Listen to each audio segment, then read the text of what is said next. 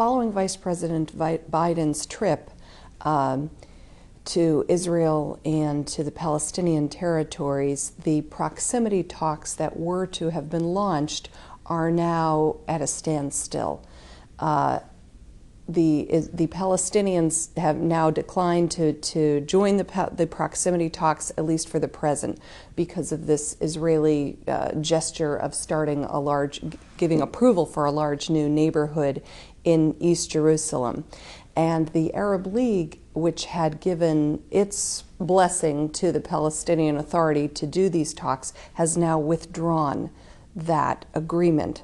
So we're now at a stage where the Palestinians are not ready even for indirect talks with Israel. These were just going to be shuttle diplomacy. They were not even going to meet directly.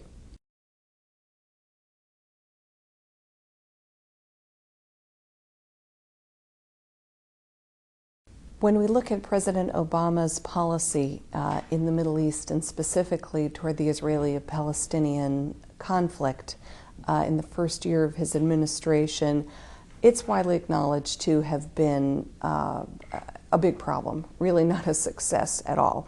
So far, what the Obama administration did initially was to put a lot of pressure on Israel to bring about a freeze in Israeli settlements in the West Bank. This is a very important issue, and it's something that has really taken confidence away from the Palestinians about Israel's willingness to negotiate over the future of the West Bank. But the problem is that the Obama administration took a very tough stance with Israel and then backed down when the Israelis showed they were not willing to bring about a real settlements freeze. The Obama administration accepted something that was far less a so-called moratorium on settlements that's really just kind of keeping construction at the normal level in the West Bank settlements. So because of that, now the Palestinians have refused to go into direct talks with Israel, and we've gotten to this situation where the best the Obama administration can do is arrange these proximity talks, in effect shuttle diplomacy, where the special envoy, Senator George Mitchell, will go back and forth between the parties. This is setting the diplomatic clock back almost 20 years. Since 1991, the Israelis and Palestinians have been talking to each other directly. So this actually represents a setback rather than progress. And now we have this latest crisis involving settlements in East Jerusalem, and the Palestinians are now not willing even to have the proximity talks. So I would say that the Obama administration's policy relating to the Palestinian-Israeli conflict is really in crisis at this point. The first round of diplomacy was a failure. Now we're in the second round, and that is facing the prospect of failure as well. The Obama administration is going to have to make some very difficult decisions and make them very quickly about how far to go in this confrontation with Israel now, after Vice President Biden's visit to Israel and the dust-up over this announcement of a new Israeli neighborhood being built in East Jerusalem.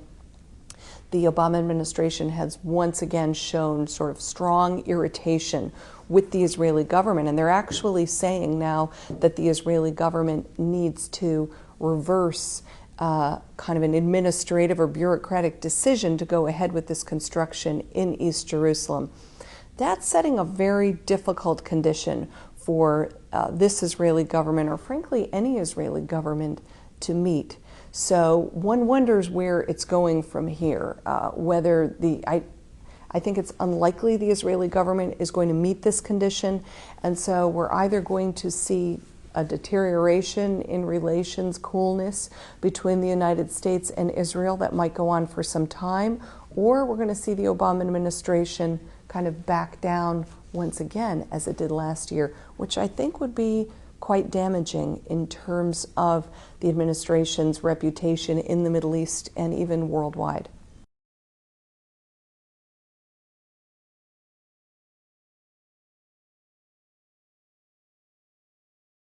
Should the Israelis make some gestures and the Palestinians decide to go ahead and participate in the indirect talks, I think that hopes are very modest for any success. I suppose it is better to have indirect talks than no talks at all, but the situation is that we have, on the one hand, an Israeli government in which there are very few members of this government, very few parties inside this government that are even interested in serious talks with the Palestinians or are willing to take any steps or make any gestures in order to help those talks succeed. On the Palestinian side, we have an extremely weak Palestinian leadership. President Abbas is long past the end of his electoral term. There's a crisis between his group, the secular nationalist Fatah, and the Islamist Hamas group. There's a rift between the West Bank, ruled by Fatah, and Gaza, ruled by Hamas. And so President Abbas is extremely weak. He has a very, very small mandate.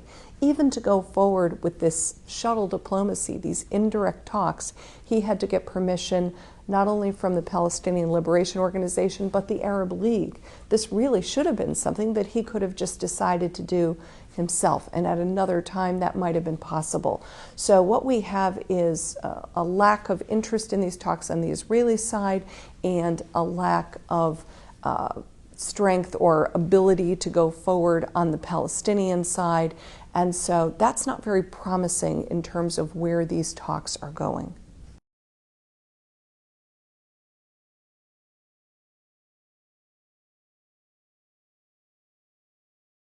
U.S. Israeli relations are strong and enduring, and I don't expect this crisis brought about by Vice President Biden's visit and the Israeli announcement of a new settlement neighborhood to bring about a permanent rift of some kind. But I think that there has been a coolness between the Obama administration and Israel right from the beginning of this administration. I think Israelis feel that President Obama has not shown consideration for their concerns, enough consideration. He has not visited Israel. He has not spoken directly to the Israeli people and tried to persuade them, for example, of the need to freeze settlements and move forward in talks with Palestinians. They feel that he's exerted a lot of efforts towards the Muslim world and towards the Palestinians and not very much toward them.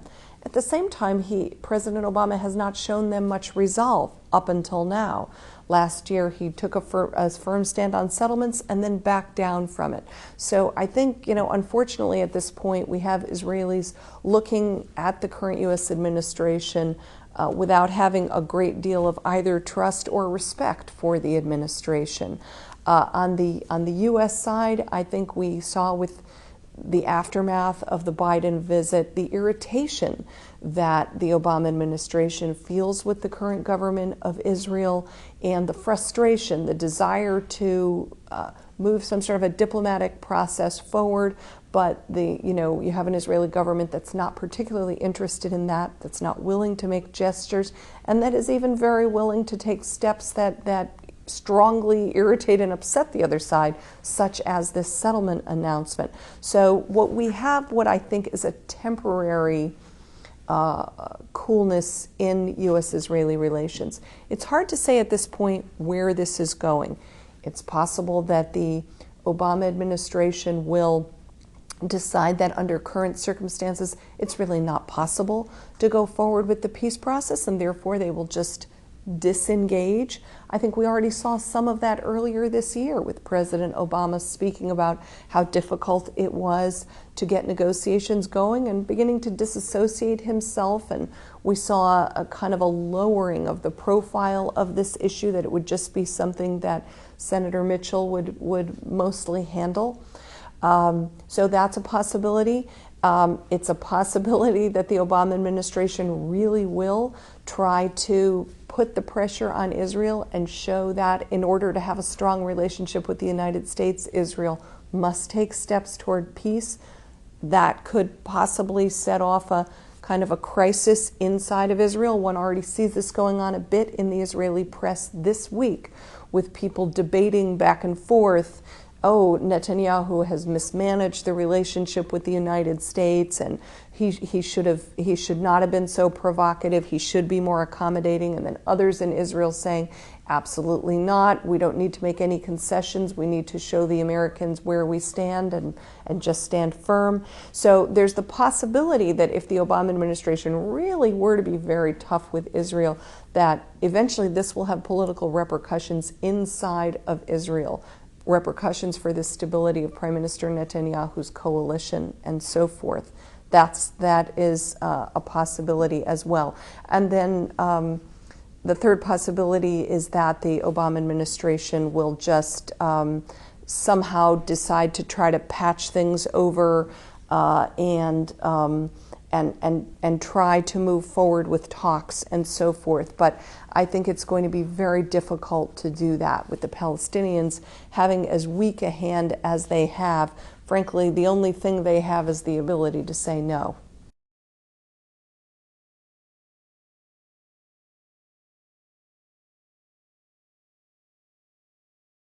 In addition to the fact that there's an Israeli government that's not particularly interested in negotiating with the Palestinians, we have on the Palestinian side extreme political weakness. President Mahmoud Abbas is in his office as president, but he's far beyond his electoral mandate. It ran out more than a year ago. He doesn't have a functioning Palestinian parliament, and all of this is because of the rift between basically the secularists and the Islamists in Palestine. Fatah, President Abbas's group, the secular nationalist group that heads the Palestinian Liberation Organization, and Hamas, the Islamic resistance movement that now controls Gaza. This rift has so many negative repercussions. And one of them is that President Abbas controls very, very little. He controls really only parts of the West Bank. He controls nothing in Gaza, and the Israelis are still in control of much of the West Bank. He does not have the ability to legislate, to make laws, because the Palestinian parliament cannot meet because of the rift between Fatah and Hamas. Hamas has a majority in the Palestinian parliament. And I think that President Abbas has shown that he's really at the point where he can't make any difficult decisions, even to go ahead with these so-called proximity talks, these indirect talks that were to be carried out basically through shuttle diplomacy by a special envoy, Senator Mitchell. The President Abbas had to get permission from the Palestinian Liberation Organization, his own group, and from the Arab League, which issued a resolution. Those two things had just happened when and they had announced, yes, we will go ahead with proximity talks. We'll give it a try until about July of this year and see how it goes. It was kind of a limited mandate. He didn't even have an open-ended mandate.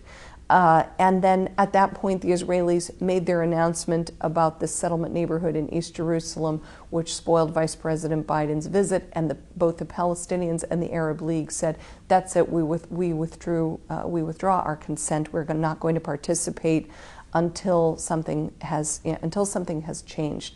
Until the Israelis, for example, have reversed their approval for this neighborhood in East Jerusalem." That's setting a very difficult condition that I think is unlikely to be met. So I think we may be in for a prolonged stalemate. In the longer run, some sort of modus vivendi, if not full reconciliation between Fatah and Hamas, is essential to bring the West Bank and Gaza back together and to restore some kind of unity to Palestinian decision-making, to restore the ability to run the Palestinian Authority normally, to legislate, to issue laws.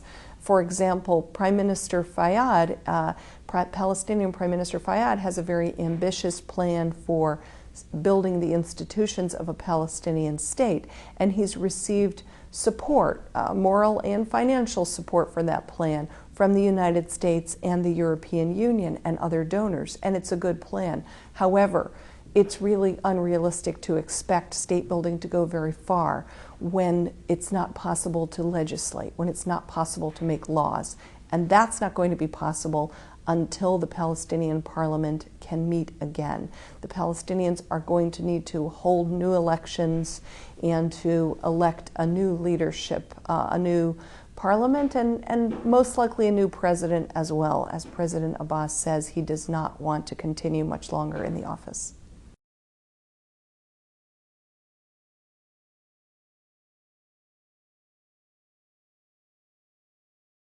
The critical players at this junction are, of course, the Palestinians and the Israelis. On the Palestinians, you have two critical players, really. You have the Palestinian Authority headed by President Abbas, and actually it's the Palestinian Liberation Organization that's the formal negotiating party with the Israelis, and you have the Israeli government headed by Prime Minister Netanyahu. But I would say at the moment the ball really rests with the United States. It's the United States that has been pushing forward for these proximity talks, and really the United States that is bolstering the Palestinian position at this point that talks should not go forward until Israel has made some gestures, till Israel has suspended its approval for this new construction in East Jerusalem, has made some other gestures towards the Palestinians, and perhaps has made some kind of formal statement that Jerusalem is on the table for negotiations.